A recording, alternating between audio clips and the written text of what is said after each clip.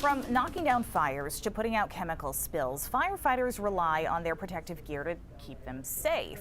But there are growing concerns that that very equipment could be making them sick. It's treated with industrial compounds known as PFAS to withstand very high temperatures.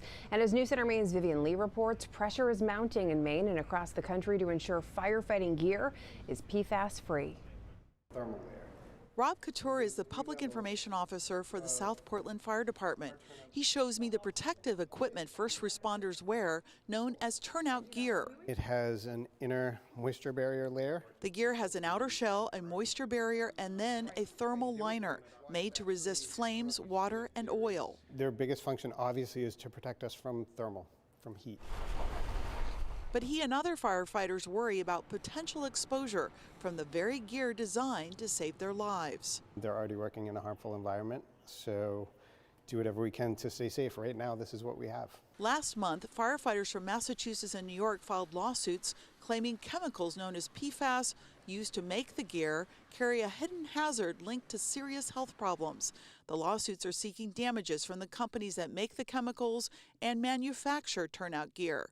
The filings also cite a University of Notre Dame study which found high levels of the toxic compounds in the protective equipment. Michael Kraus, a former Department of Defense firefighter, is the president of the Professional Firefighters of Maine.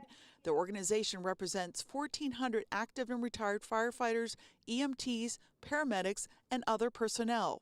The organization supports efforts by the International Association of Firefighters on the national level to get PFAS removed from all turnout gear. The chemicals don't break down and can be absorbed through the skin. Meanwhile, Kraus says a majority of Maine fire departments require firefighters to wash their gear after responding to a fire. Some of our departments are now getting to the point where each firefighter has 2 sets of gears.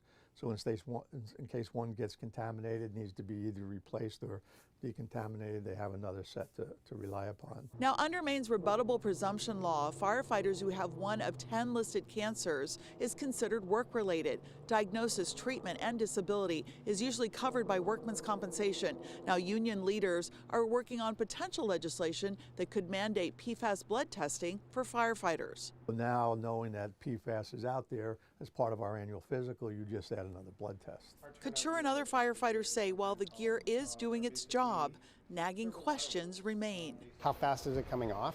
Is it coming off in our sweat? Is it coming off under heat? With no answers anytime soon. In South Portland, Vivian Lee, News Center, Maine. Last year, lawmakers passed a law that required Maine fire departments to replace firefighting foam that contains PFAS when an alternative foam is approved by the Federal Aviation Administration. That replacement is not yet available. We will have more information and resources on PFAS on our website and our News Center Maine app.